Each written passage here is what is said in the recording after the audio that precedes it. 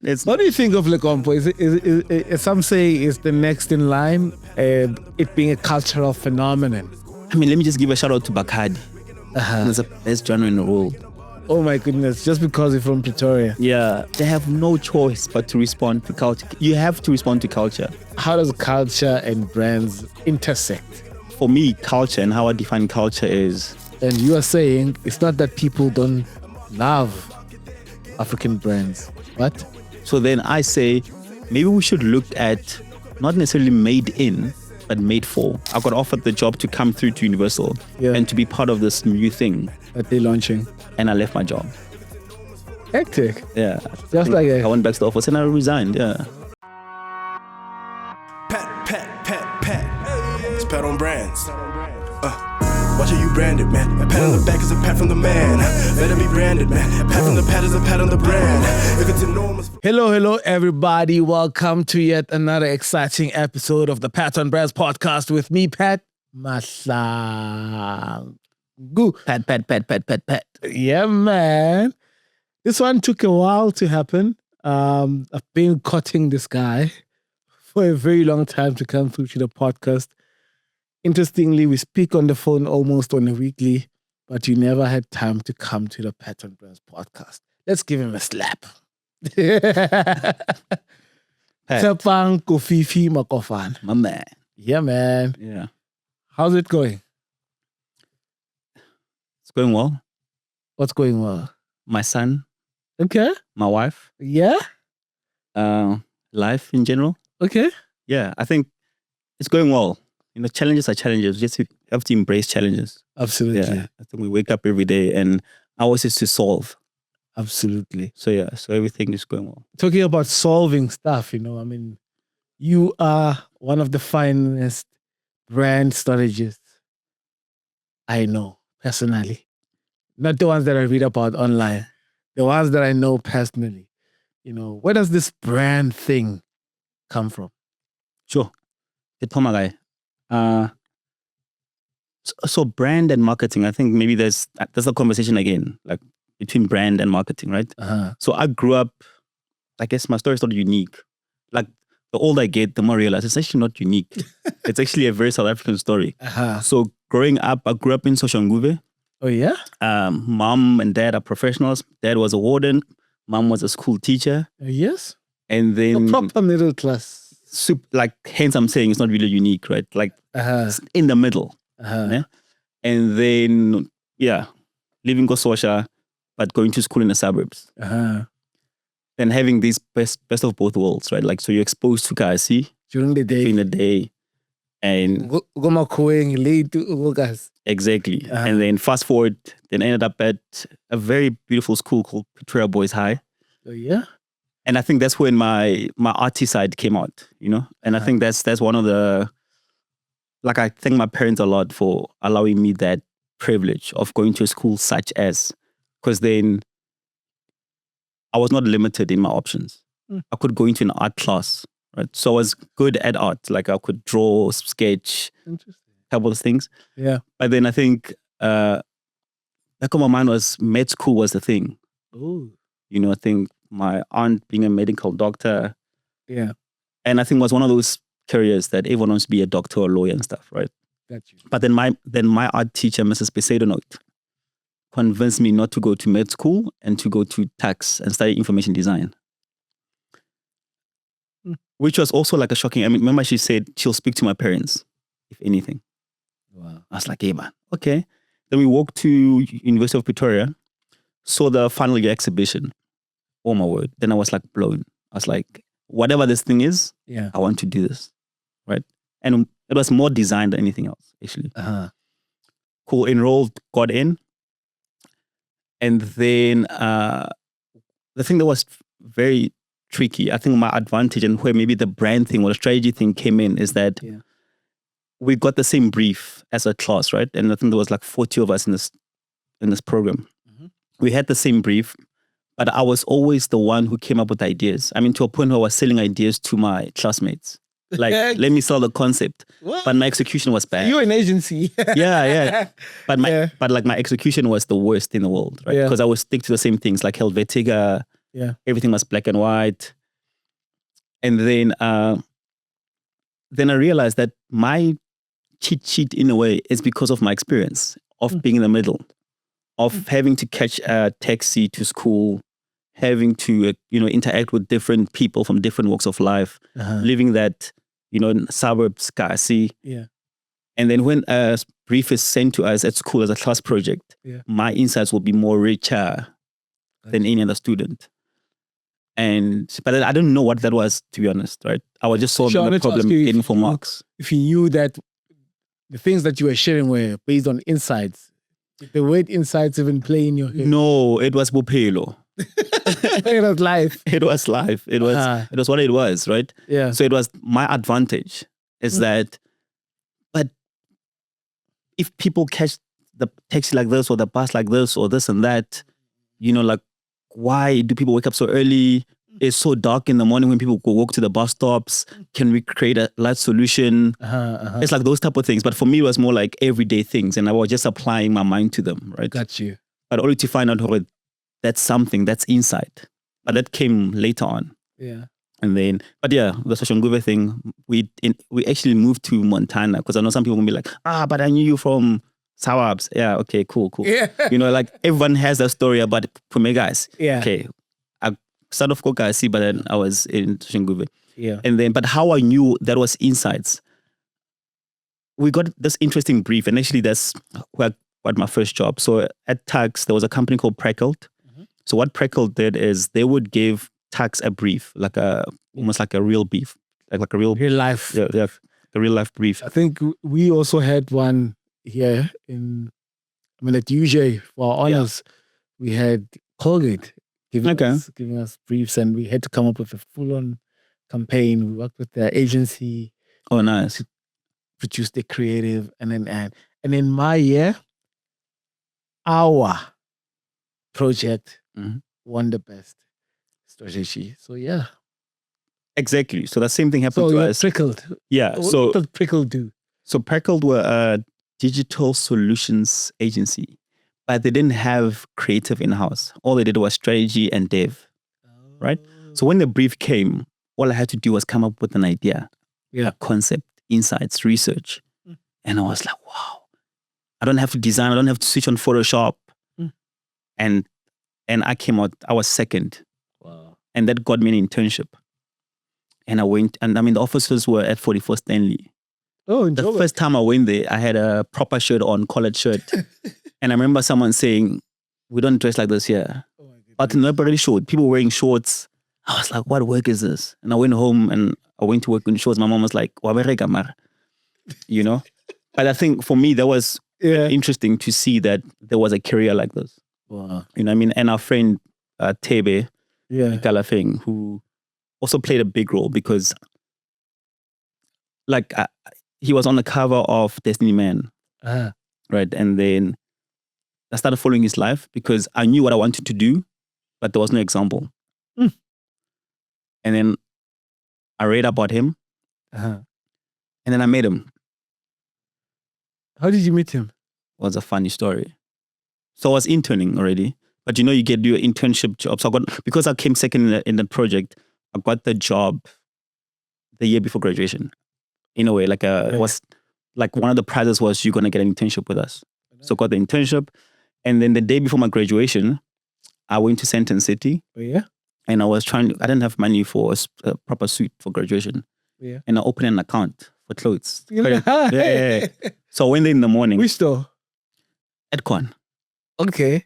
Went to Edcon. That was credit. That's how they get us.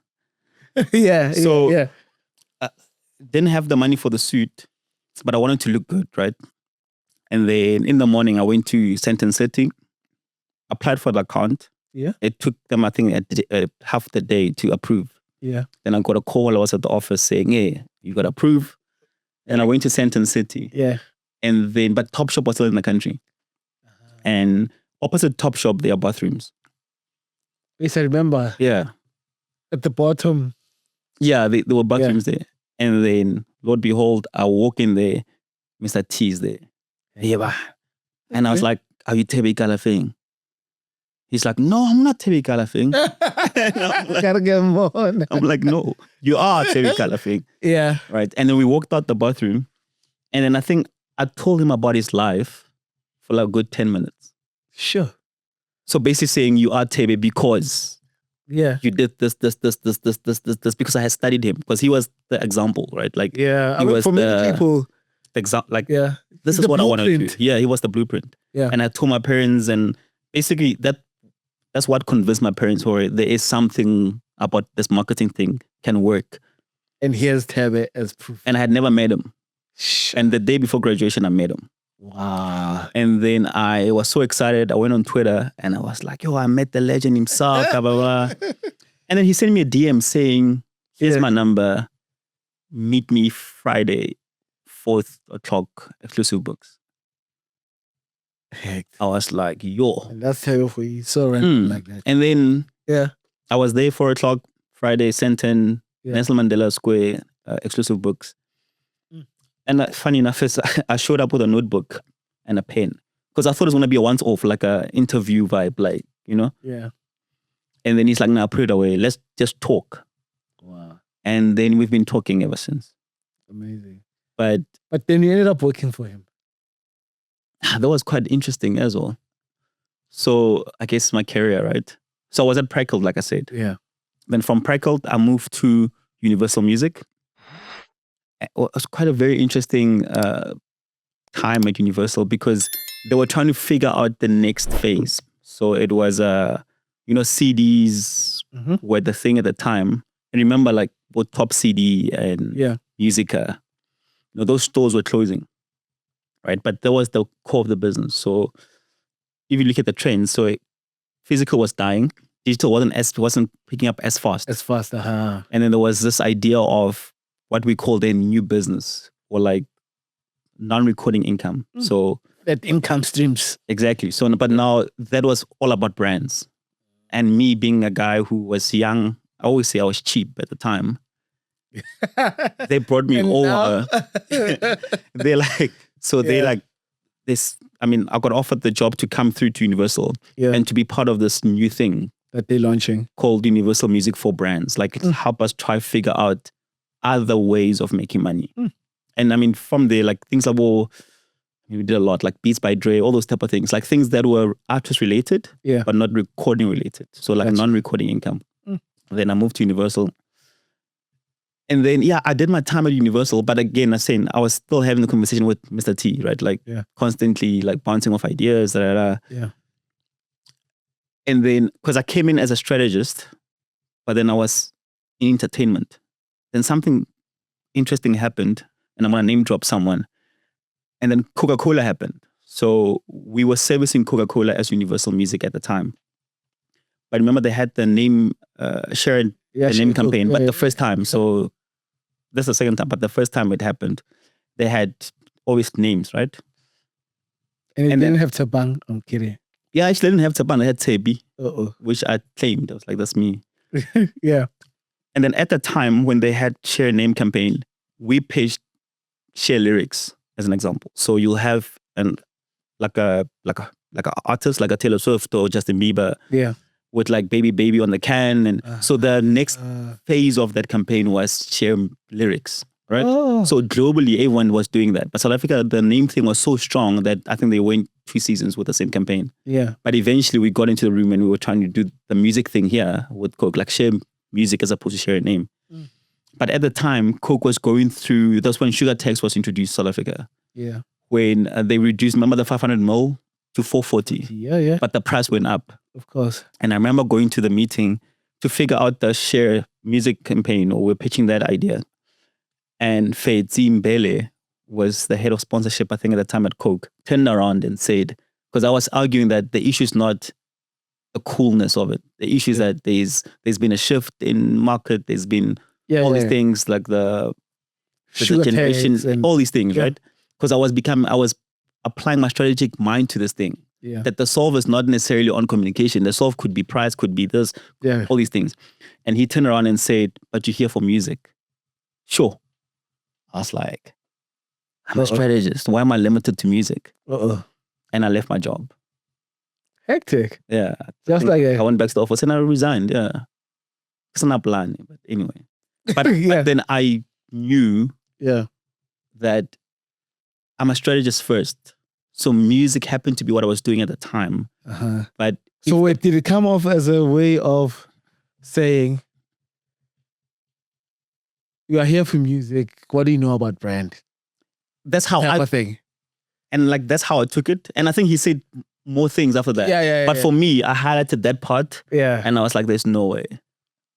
There is no I'm much more than that. I'm much more than that. And then Mr. T was quite interesting then, because when I quit, hey, I've done a lot of things, actually, funny stuff. So I left the job. Imagine, in just 10 years you've done. So I left the job, and then I tell Mr. T, like, yo, I left the job, right?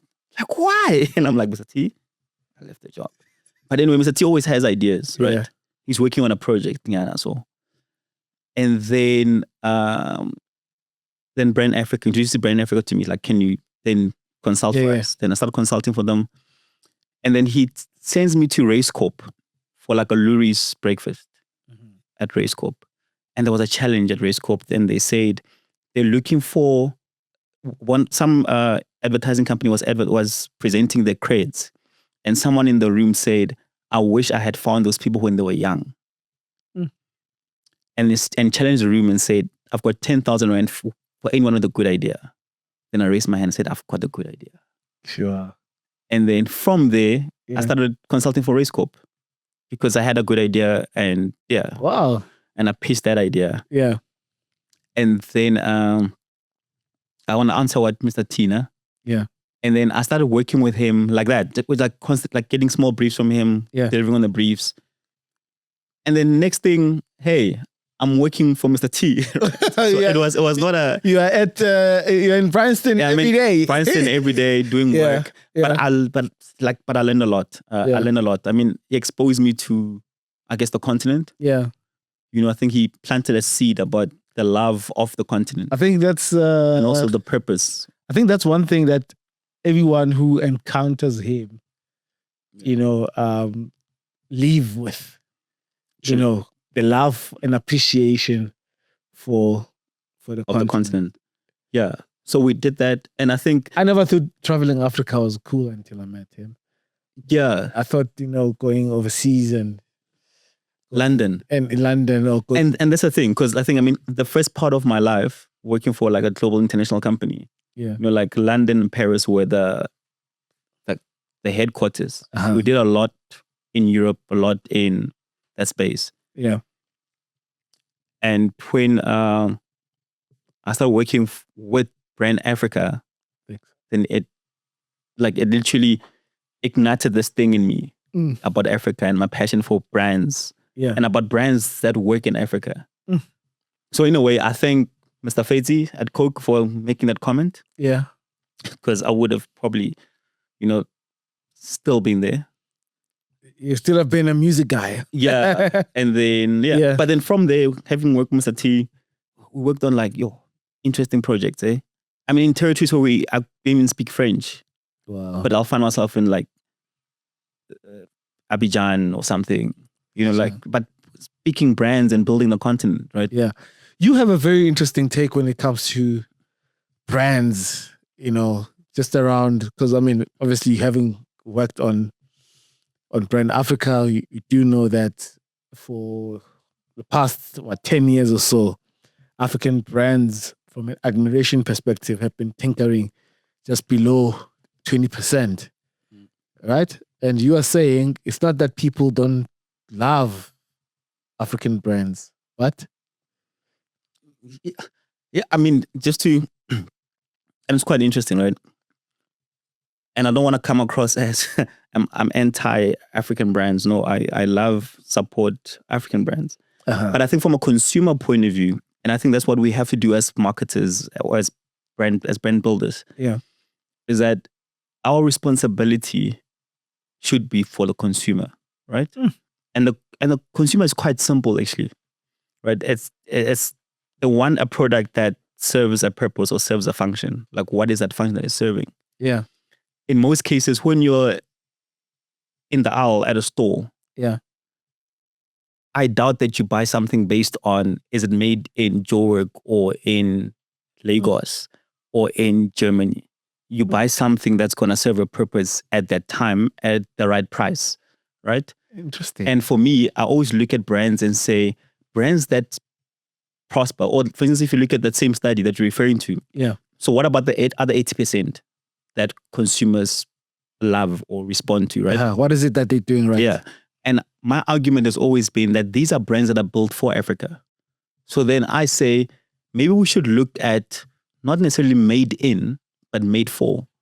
And that's almost, and I mean, actually, my thesis is on that, right? That brands that work are brands that are made for a particular group of people or particular geographic locations. So if you, I mean, and the thing, so if you look at like a Unilever as a black group, right, and you take a product like what it's saying Vaseline, right?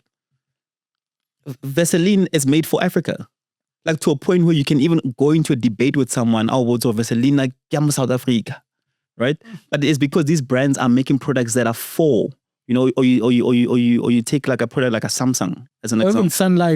Sunlight, exactly. Green bar soap, or or like Jay's Flute, Yeah. But these are brands that are made for, and yes, you can find them in other territories. Yeah. But how they come across here, or how they are built, or the language that they use here, you can see clearly these brands are built for. So for us to say, oh, but Africans don't respond to African brands, for me, it's like, nah, Africans respond to brands that are made for Africa. Right? So for instance, if you take a beautiful brand that I love, like a Galaxy Boy as an example. Yeah. It's made for the youth of South Africa. Of Africa, actually. Whether it's made in China or not, that's not the argument. But I cannot say that it's not African because it's not made in Africa. It's made for Africa. And that's always been my argument. So yeah. And that's always the starting point for me.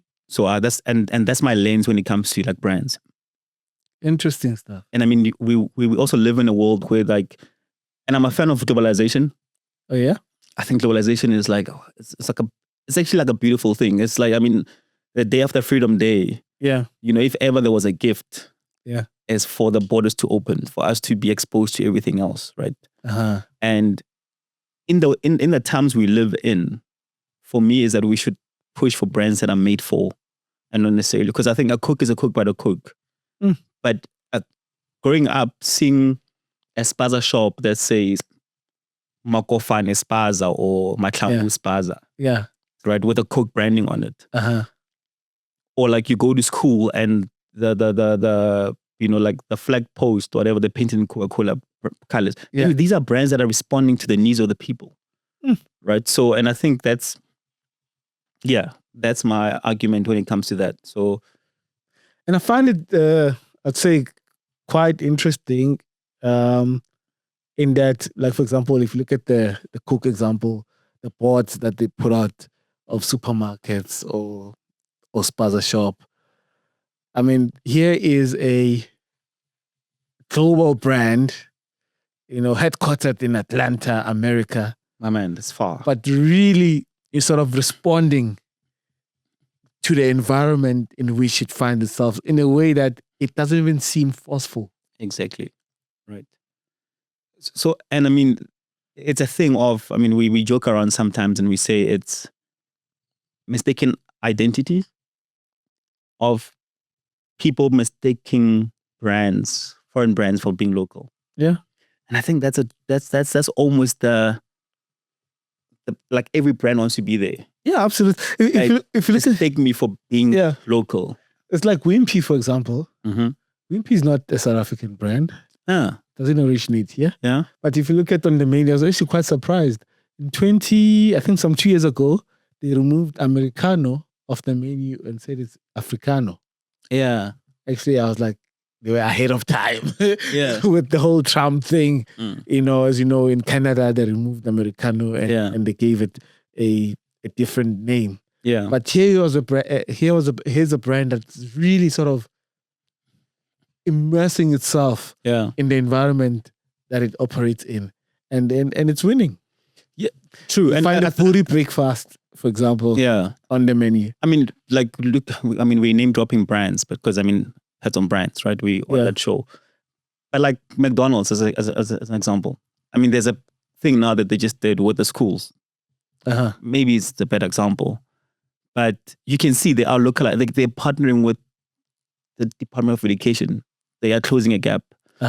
And someone said, and I want to misquote them, but how Africa has problems, and brands that are prospering are solving those problems and making money at the same time. Of course. And I think the 80% brands that are doing well on the continent or that consumers are responding to are brands that have found a problem and they are solving. And I think and for me, that's why I look at brands as brands that are made for something, are brands that will win in the future. Yeah. So let's move on to to the next sort of phase of this conversation. You know, oftentimes there's big talks around culture, for the culture. You go to almost every marketing conference. There'll be someone on stage talking about the culture and how brands can plug in and. What is this culture and brands? How does culture and brands intersect? What is culture? Is it a thing? It's one of those words that gets thrown around if you want to sound cool. I think it used to be an advantage, right, for brands to be part of culture. Yeah. And normally people will say culture is entertainment. In most cases, when you talk culture, it's someone wearing sneakers or someone who's youthful stage, right? But I guess for me, culture and how I define culture is, culture is context. Like, so, and context is your context. And I mean, it's your background. It's your worldview in a sense. It's everything up to that point. Like now, my worldview is the fact that I caught an Uber in Sandton traffic. That becomes part of my culture, right? And it used to be a buzzword, but ultimately culture is you understanding the context of your consumer and as a brand responding to that, right? So if the consumers are singing Biri Marung or Mapiano is a thing, a brand that taps into that is tapping into culture. So if it's Easter weekend, as an example, and you're a brand and you maybe don't want to speak religion as a brand because you want to be like a neutral. But guess what? A brand that's going to win that over Easter weekend is a brand that's going to do something for millions of people who are driving from Pretoria, Joburg to Polokwane going to ZCC Church. So culture is tapping into that. How do I tap into the 5 million churchgoers over Easter? It's culture. Right, so I think we have reduced culture now to Amapiano and hip hop or the kid with the cool sneakers on stage. But for me, culture is that's it. Do you know what I mean? We did an interesting work on Sasa. Yeah, it's a funny, like one of those. It's not one of those cool brands. Yeah, one of those. That's brands. what I like. I actually like brands that are not. Can I use the word sexy? Got you.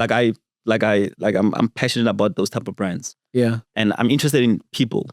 And I call that God's business. Right? And God's business is people's business. So if you look at Sasa, as an example, right?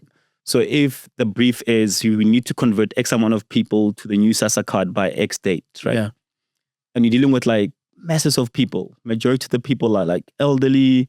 Yeah. You know, now you have to, you're moving them from cash to card.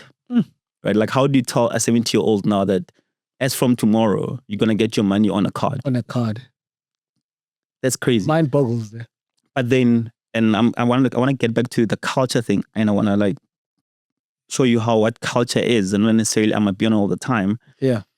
So you say, but the grandmother doesn't trust Wanahai because the child steals from the grandmother, right? Like they're the immediate child. Got you. Right? Or a grandchild even, yeah. No, but guess who the grandmother trusts? Yeah. The grandchild who goes to school, who speaks English. So when you market to the grandmother, market to the child. Teach mama hore, teach Gugu how to use the card. Right? Interesting. So that's the thing about culture, because then if you look at the relationship between the grandmother and the grandchild, not the teenager grandchild, but the child who's in grade 3, grade 4, you can see like that relationship is something else. And understanding that, okay, the mother's not living with them. The mother lives in the suburbs or in Joburg, Makueng. Yeah. And the grandmother looks after this child. And now there's a trust issue, right? Grandmother cannot remember her pin. Yeah. But this child remembers the pin. And what culture is now, you're tapping into that relationship that's there. You know that strong relationship exists between a grandmother and a grandchild. And that's another example of culture. So culture is not necessarily a Mapiano conversation. Yeah. But not to say don't take away from Mapiano. I mean, if you look at what entertainment is a very powerful tool, right? You look at like the 90s of what Kwaito was. Yeah.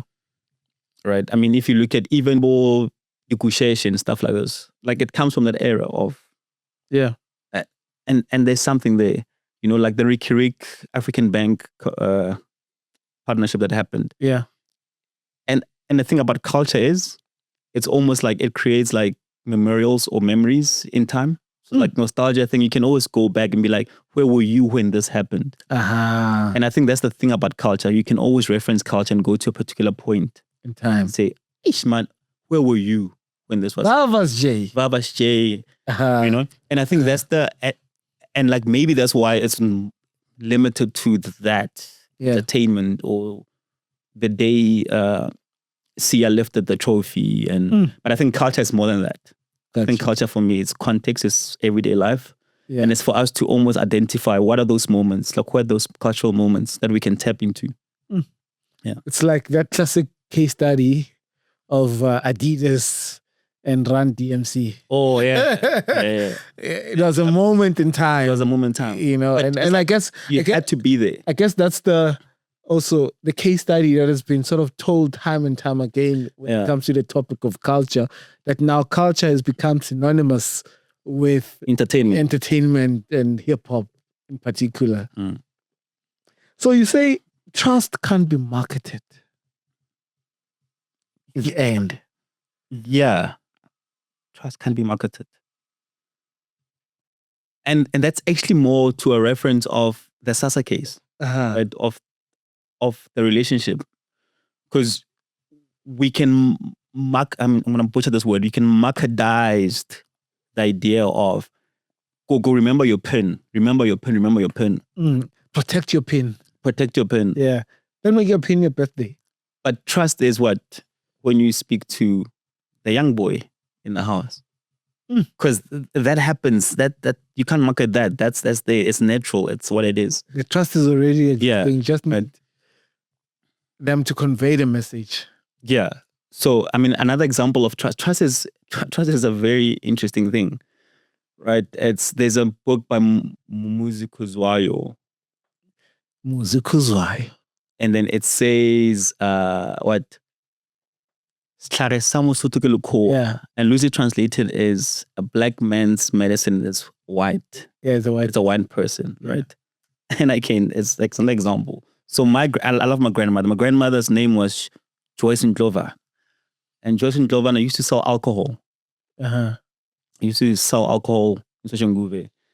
And she was like very like she had a beautiful brain and mind, right? But my grandmother, you could not take her to like a doctor that was like black. Like she wanted Dr. Aquisto. Right?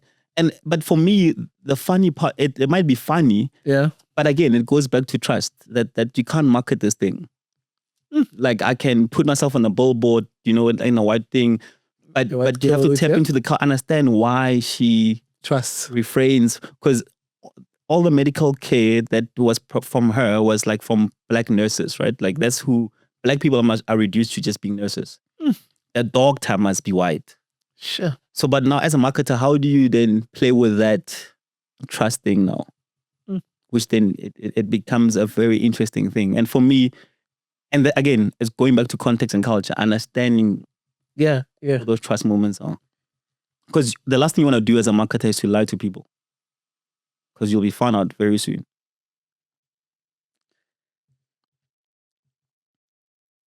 Talking about lies. Yeah. You say also sometimes the best brands know when not to speak. Yeah. I mean, brands. I love brands, and that's why I say sometimes I love the not so sexy space, right? Uh-huh. Because I think brands get themselves into trouble. I think some brands don't have to be part of you don't have to be part of any conversation as a brand, right? Because then you're not authentic to the brand essence, like your value proposition.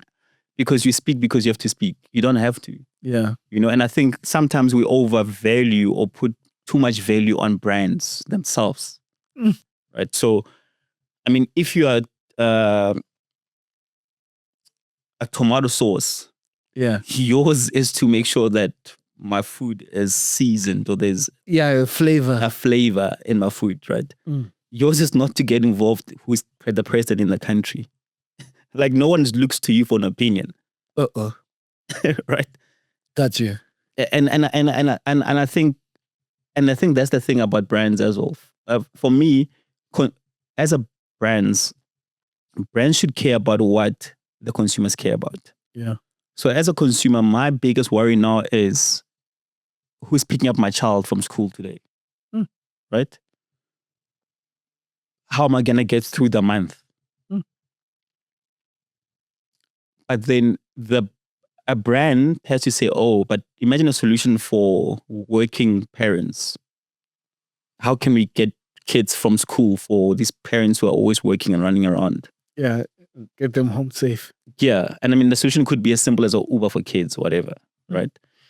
But then too many brands get involved in things that don't concern them. I think let's go back to why. Do you have an example of a brand, a prime example? I'm still young. I still want to work in job.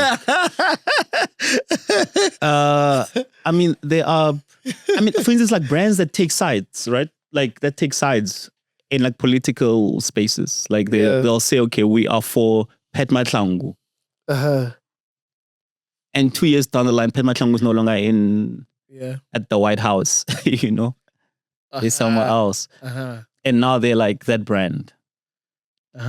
So I think brands should care about consumers. Yeah. Not political thing. If you want to be political, then say we are a political brand. So are you saying, I mean, I remember, obviously, I think a prime example comes to mind, during the George Floyd case in 2020.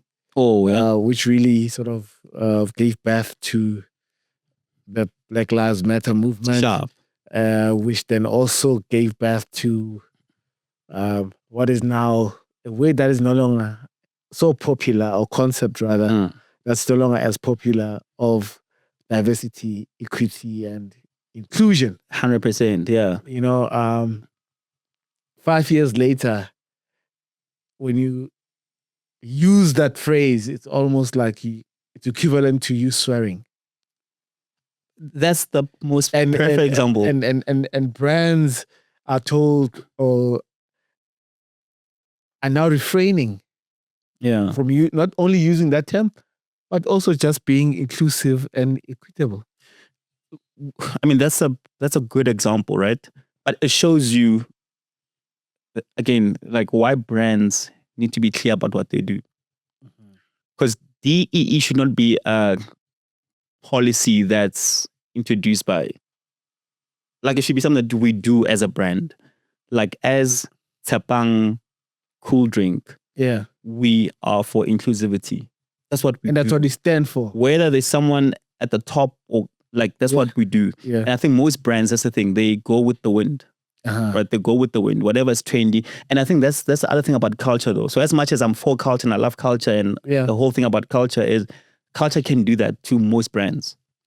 Because if you're going to respond to culture, and culture moves at the speed of light, right? Yeah. If you're going to respond to everything, you end up in that space. But I think it goes back to the fundamentals of what is a brand. So if you can solve why we exist as a brand, who is our consumer, what's our value proposition, what's our message, and if you can craft those ones and like be clear. And I always tell people that for me as a strategist, A strategy is you do it once off, to be honest. As someone who does a strategy every week, it's not a strategy, that's a tactic, right? But the strategy has to be sound, right? So, and if the strategy is sound, that means anything that happens in culture, you don't have to respond to everything because you know, okay, we're going to respond to this because this aligns with this. But if the center is not there, you're going to respond to everything. Because if today is amapiano and tomorrow is rock music or tomorrow is Lekompo, you're going to go to everything, right? And then you're going to lose your core audience or your target audience. But then if your brand is about music at the core, you can respond to all of them. But if your brand is about something and some junior in the team is cool and is the loudest in the room, you're going to go Lekompo with. And what do you think of Lekompo? Is some say it's the next in line in terms of music, in terms of, you know, it being a cultural phenomenon? I mean, let me just give a shout out to Bacardi. It's the best genre in the world. Oh my goodness! Just because you're from Pretoria. Yeah, but then after that, I think it's probably something that's very interesting, and I'm trying to like something that I'm constantly like poking at, right? Yeah, the whole thing about segmentation and you're speaking about Lekompo, and I'm gonna answer that with this segmentation thing about markets and niche markets. I believe a Lekompo thing is not whether it will stay or go. I think Lekompo has an audience. And Lekompo is a reflection of the culture we're living in. I think we are back at niches of cults. Cults are back. So if you go to Limpopo, you go to a wedding, your friend from Joburg has a wedding there.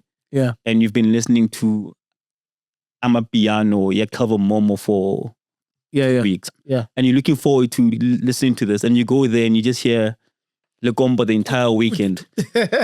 But for me, that's the beauty of it. Because like the kids in Limpopo have said, listen, we're going to own this our genre. You want to do this? You have to come here. Right? But the same thing, you go to Shonguve, you listen to Bacardi and Deep House.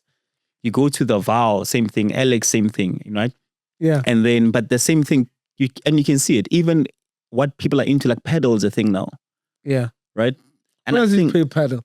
I only played it, I think, twice or three times. But guess what? When it first launched, and there was but it's a niche, no? Yeah. It's a niche. It looks like a niche, but if you double check there, it's a whole universe. So for me, niche markets are now the mass market.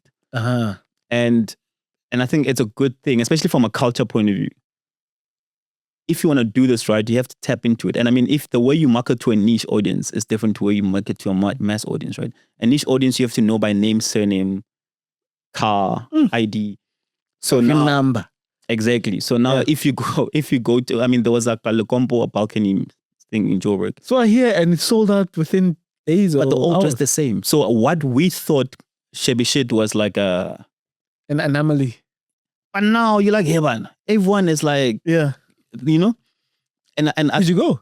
No, I didn't go, but I saw it. So and for me, it was like interesting because I was like, wow, this is exciting for me.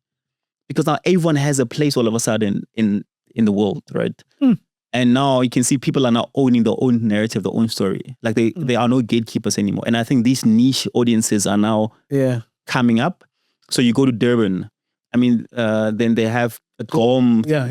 I heard there was a GOM thing going Newtown the other day. Wow. And it was packed. It was crazy. Sure. And for me, it's exciting. It's exciting, but it's going to go back to brands need to figure out their core because you're going to respond to all these things. Yeah. And I have a question. I hope you can answer it. Okay. Just around this Lekompo culture or subculture. And it's really, if you look at the brands that are sort of represented in the space, you know, Nike has become sort of somewhat synonymous, you know, with the Lekompo culture.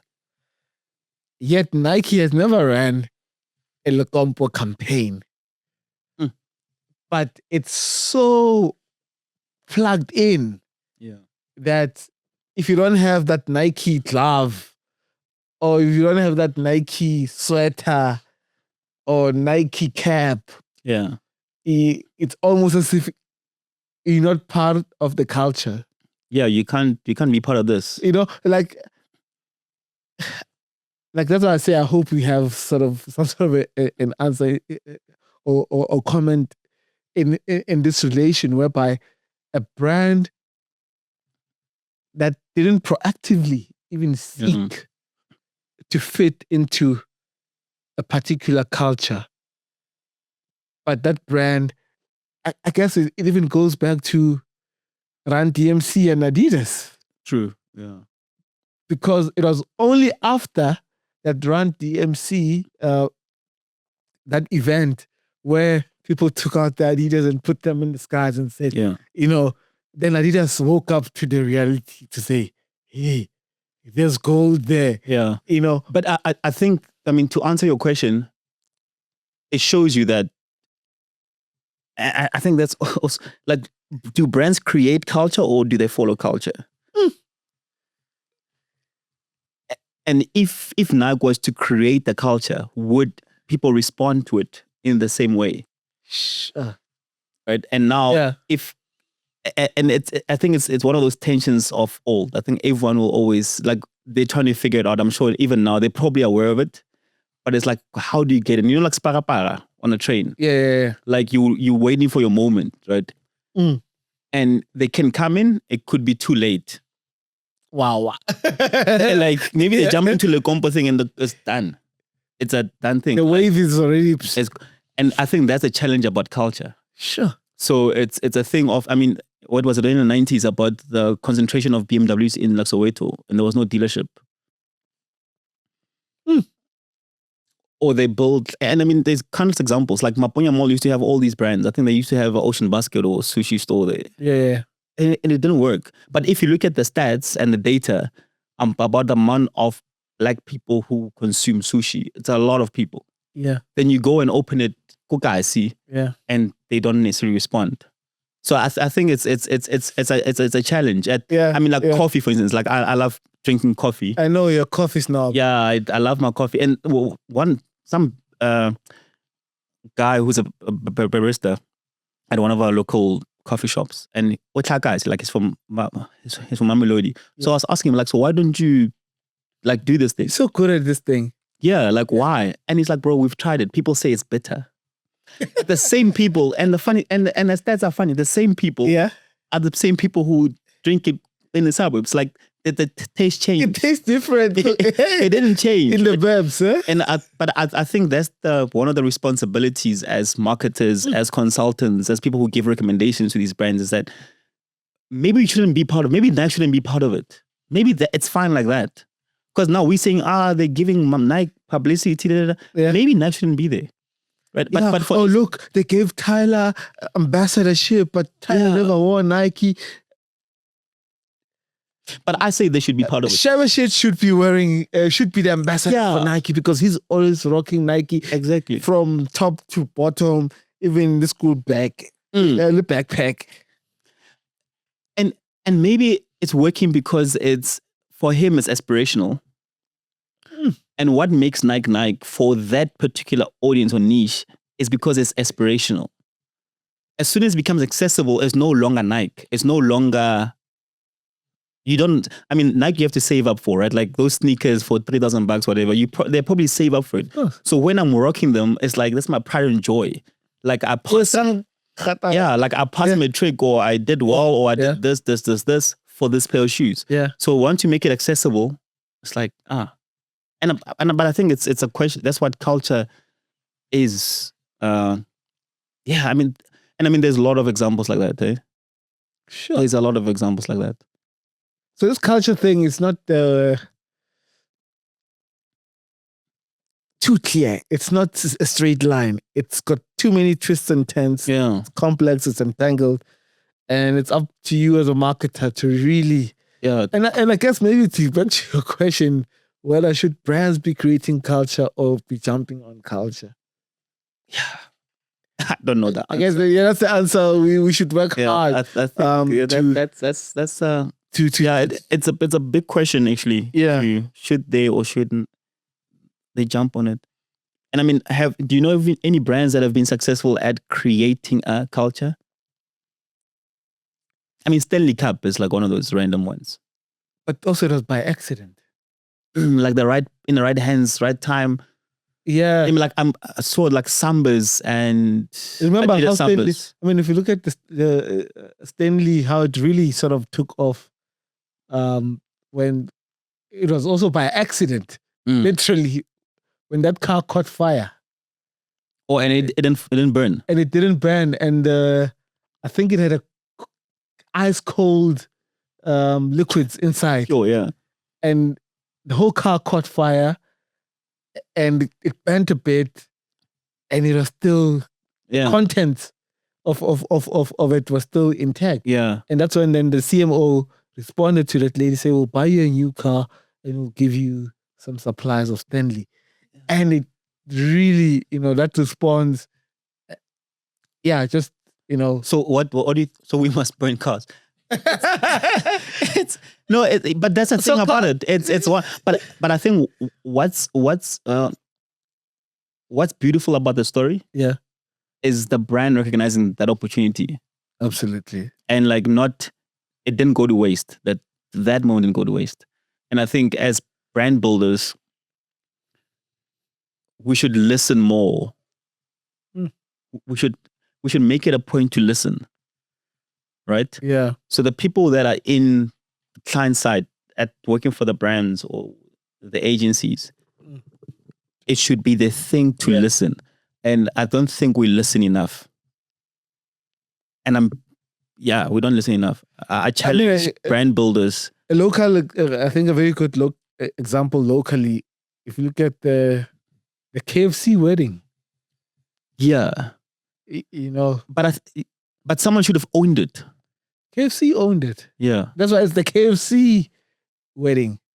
Yeah, no. Remember when that guy proposed to a lady in a KFC and someone posted it and said, oh, look at this poor guy proposing in a KFC. Who does that? Yeah, and but you could see how many other people, like consumers, try to get married randomly at VW. Like, you get a car for myself. But like for instance, this weekend I tried to cycle to Cape Town. No one responded to me. but I think it's because you didn't cycle to Cape Town. You tried to. I said I will if you pay, and no one responded. But yeah, but I mean it's an interesting dynamic, and maybe as we chose this sort of, one would say moments in time, because I think the boys cycling from Beggarsford to Cape Town, it's one of those moments in our time. Yeah. Where here's a group of young people on makeshift BMX bicycles. Yeah. Not fully or properly kitted, to cycle. Not even hand gloves. I think they only got hand gloves halfway through to Cape Town. I've got this sort of mark here because I fell cycling, but I know how painful it can be, to cycle without hand gloves. But also we saw brands jumping on, when obviously as they're getting closer to the destination. Yeah. Would you say that was our moment in time as well? Like just to say a black kid can be a cyclist, or you can take on any challenge, without having all the necessary resources, but as long as you have the will. Yeah, I mean, you are such a good marketer, my friend. I don't think those kids I don't think that was their mission. The mission was to raise funds, right? Yeah. But you can see we took their story and we made it everything else. It's about ambition. It's about starting here. But I guess, I mean, as a good but I think that's what a good marketer does. Yeah. You look at this, then if it's a moment in culture, how does this relate to my brand? Uh-huh. So if you are a relay bike, how do I make sure that this speaks to my brand? Like, if I'm and I mean, for me, speaking about partnership, let me just put it in a partnership point of view. Yeah. And partnerships between influencers, or if we take those boys as influencers, Yeah. and we take the brands as potential corporate partners, right? Yeah. For me, what I took out of that, right, is that the influencers must start. The movement. They must start. And that's why niches are the new mass market. Because if you start, they have no choice but to respond to culture. You have to respond to culture. They can't ignore you forever. Yeah, and I think your job as a marketer is the how. Because this thing is, those kids were going to reach Cape Town whether there was a sponsor or not. They were going to reach it because what? Their audience, they don't need TV, radio. Just on their phone, social media. Yeah. They niche, they small market. They 2 people in Begersford who are on WhatsApp story, who are telling da. And I think that's the thing that we should get. And that's why I'm saying we should listen more as brands.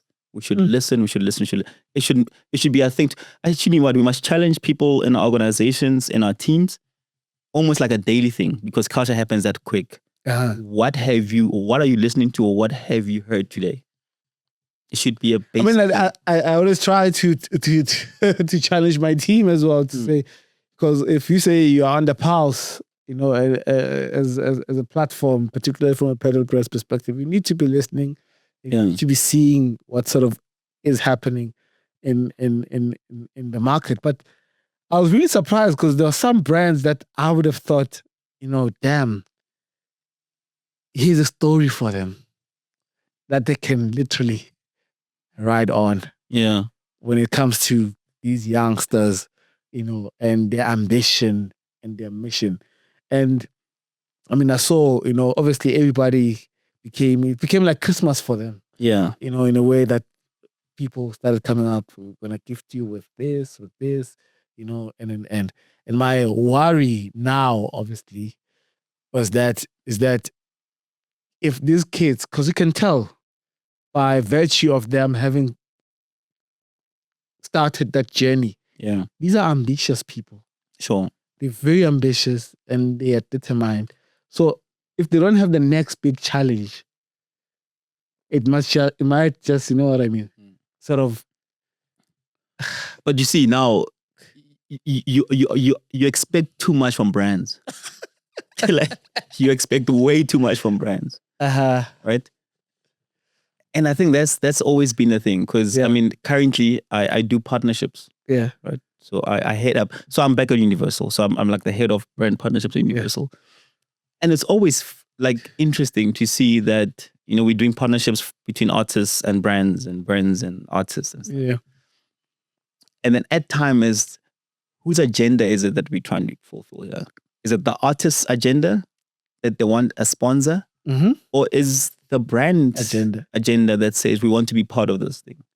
So sometimes when those boys are cycling, right, their own will, they woke up and say, we're going to go there and raise awareness, right?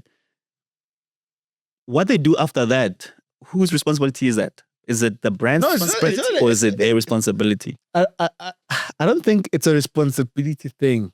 And whose responsibility is it anyways? Right? I think it's a matter of saying, I'm looking at it from here are young, ambitious people. And they may not have the background that can make them see beyond what they have accomplished. Sharp. Right? And here are young people that have proven to the world that they can finish what they started. Yeah. Yes. Then now the question is, are they maybe talented bikers? You know? That one day, if I say a brand, if my brand says your story matters, not your destination, but your journey, is what's important. Okay. And you've shown and you've captured the attention of the world. It's not like you're starting from scratch. You're telling this story from nothing. Can you not build on the story to say, you've shown us?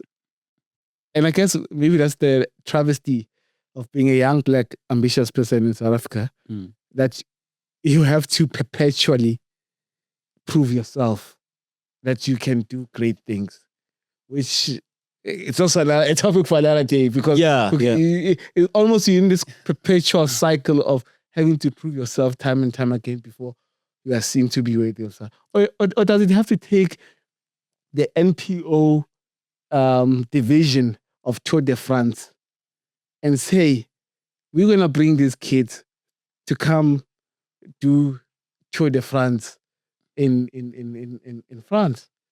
Then even after with that, then now your brands, the very same brands that you're talking about, are going to come back and say, when they come back, oh God, let's gather at OR Tambo and welcome these young Africans that went to Tour de France and even if whether they win or not, and did well, kumbaya. They represented us well. But again, what's the responsibility of a brand? I sell tomato sauce. Yeah, you sell tomato sauce. Do you sell tomato sauce to cows or you sell it to people? Yeah. No, I really find it hard because as a brand, it's your responsibility to take and not pull back. But yeah, and I think there's a difficult thing about a brand, right? It's that what does the brand exist for? So when someone created the tomato sauce, it was to add flavor to food. Of course. Right? And the thing is, we and I mean, we are faced with these things every day. We get proposals for sponsorship on a daily basis, right? And I think that's what we also have to do as brand builders, to understand what the brand is about or how the brand grows and how the brand owner is measured, right? So they have to, one, add value, and how they see if value has been added is, are people buying this product? Of course. Are we a sustainable brand? Are we a viable brand? Yeah. But again, it goes back I guess it's a dance. It is a dance, but I think it goes back to understanding your, like the brand Bibles. Yeah. Let's bring them back, man. So it must be clear what the brand is for. So a brand that believes that unlocks people's potential, that puts people on the moon, definitely partner with those boys. That's you. But a brand that sells tomato sauce. Hey, those boys also eat their eggs with tomato sauce. But I mean, in things, I think. Okay, but then what's your take on it?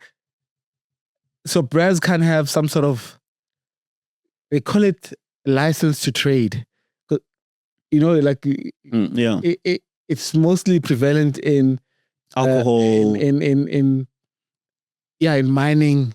Those heavily industrial sort of industries. For example, in the mine, you go to even Begasford. I wonder what those mines did for those boys, because they are milking the minerals out of actually those boys when they left, they should have left in 250k bikes. So wearing Corvita tights and helmets.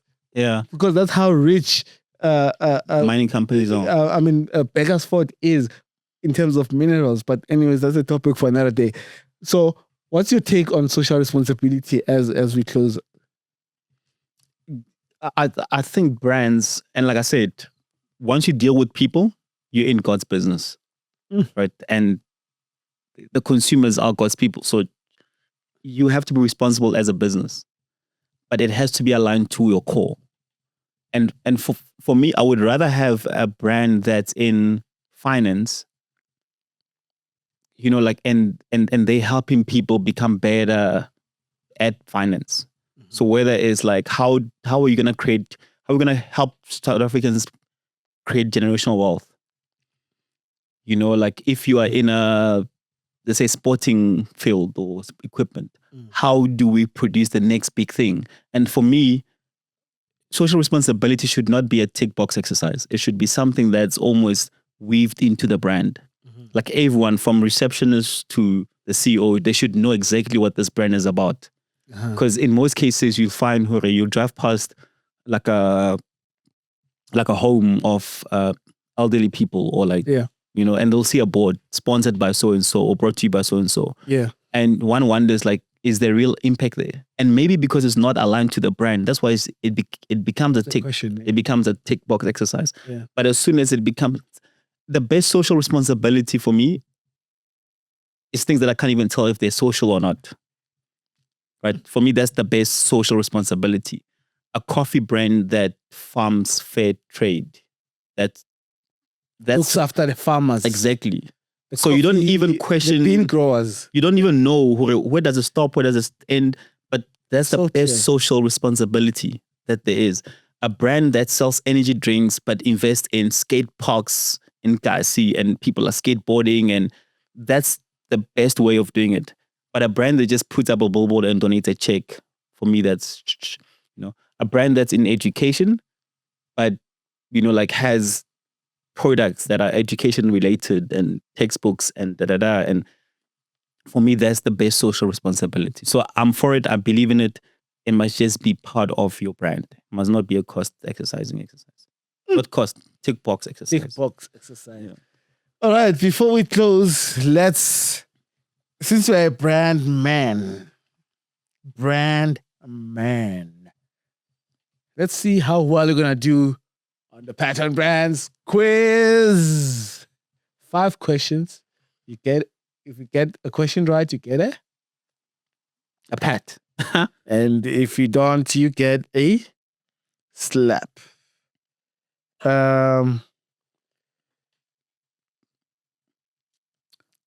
Let's see. How well do you know your brands? Are you ready, Tshepang? Why are you so quiet? Now I'm wondering. So if I get it wrong, is it gonna be people gonna know? Yeah, people are gonna know. Like in post-production, there's nothing. Okay. They're gonna look at you and be like, "Look at this man. All talk." Let's see if you're with the culture. Yeah. TikTok recently partnered up with a content creator to launch what is known as the TikTok African All-Stars. Yeah. What is the name of the content creator? Man. I'm not a 2000 kid, bro. Primo. Yeah, let me be kind to you and give you some options. Yeah. It's not Primo. A Robot Boy? Yeah. Film Pella? Or Bumile Dwala?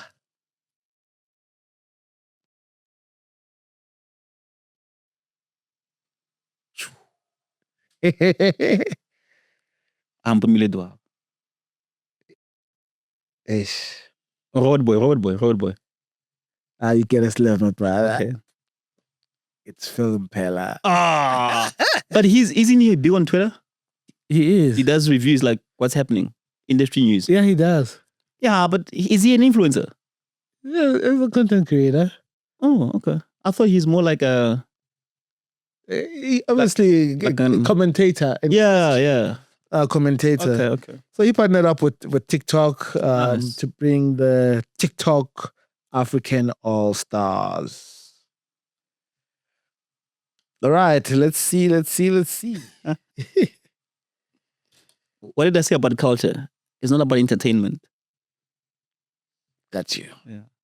Who is the founder of Bakene, which is a skincare brand that encourages young people to show up for their dream? Give me the list. Is it Thabise Molokume,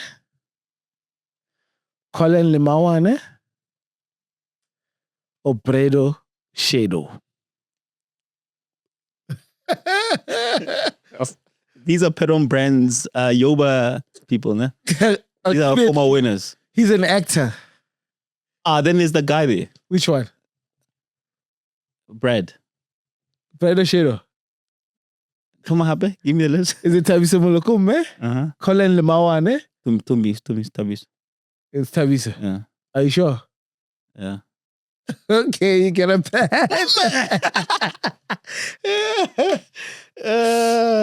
Bakken is the like the name of the brand. Yeah. So it's like go get it. It's an interesting name. Go shop. I love it. Yeah, I love skincare brand. Skincare brand. My brother, that's what we should encourage.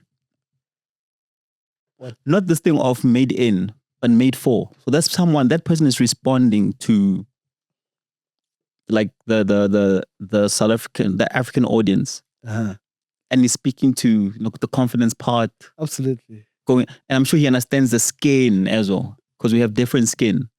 Absolutely. You're correct.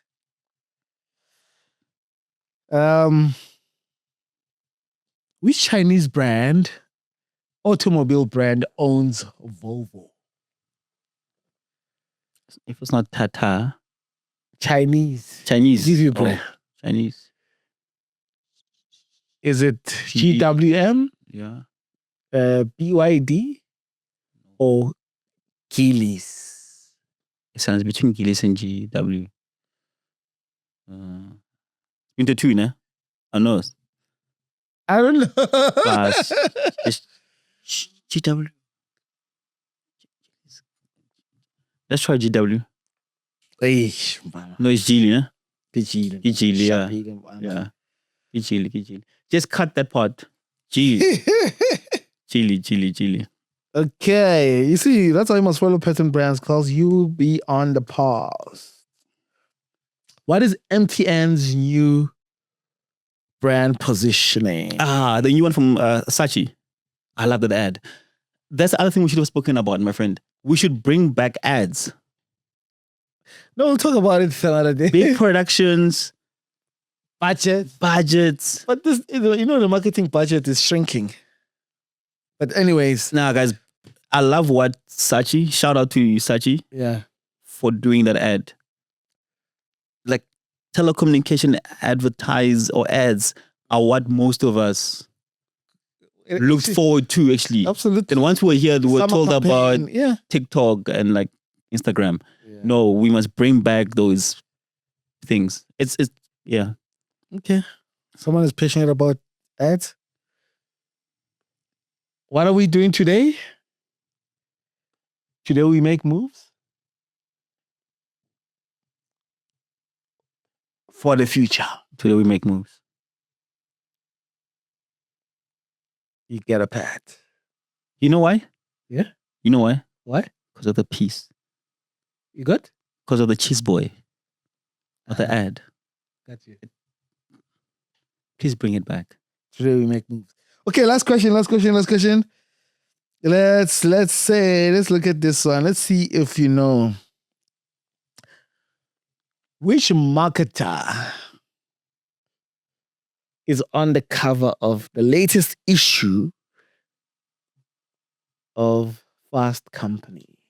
This Kensani, the rockstar marketer, Nedbank, superstar marketer. That was a giveaway. You got how many Tshepang? 3 out of 5. Yeah, but the other ones are influence, they're entertainment based, and I told you culture is not entertainment. The other 3 are like we moving things. Got you. Yeah, so that's what I mean too. Awesome. Thanks for the. Thank you so much, Tshepang, for your time. Any parting shots? Thanks for the opportunity. You've built a great platform. Oh man, for the first time I get a compliment from you. Yeah, no, trust me, it works. We look forward to it all the time. I think the Yobas are coming up, so looking forward to them. That's what keeps me awake at night. And then I mean, great conversation. The one thing that I'm gonna think about moving forward: should brands be part of culture, or no? Should they make culture? Yeah. Or jump on the culture. jump on culture, which is quite interesting. Niche markets are the new mass market. Mm-hmm. What that means is that we as marketers should listen more. Listen more and know when to respond. You don't have to respond to everything. Got you. And your responsibility is to the shareholder and to the brand owner. Like if you get that right, then you can do everything else. And let's bring back also brand guidelines, or like brand Bibles. Brand Bibles must come back. So we can build strong brands that can live forever and ever. And I think that's another thing we didn't speak about that. Sorry, about local brands. I think we should also look into the future. Like, so don't worry, you're gonna be a regular here. You're gonna be like those other podcasts that bring the same guests every other day. Yeah. How do we build 50, 100-year-old brands, man? Yeah. How do people connect with you, man? I've got a private account, so. But I'm sure on LinkedIn they can find you. Tshepang Makofane on LinkedIn. Yeah. But I'm out, Yeah, man. He's a bit of a weird one, but we love him. Yeah. Tshepang is shaking. He's saying he's nodding. He says, yeah. All right, people. From me, Pat Mahlangu, Gitina Khailale. Don't forget to get your tickets for the Top 16 Youth on Brands Awards taking place on the 21st of June. Pat. It's Pat on Brands. Watch how you branded, man. A pat on the back is a pat from the man. Better be branded, man. A pat from the pat is a pat on the brand. If it's enormous.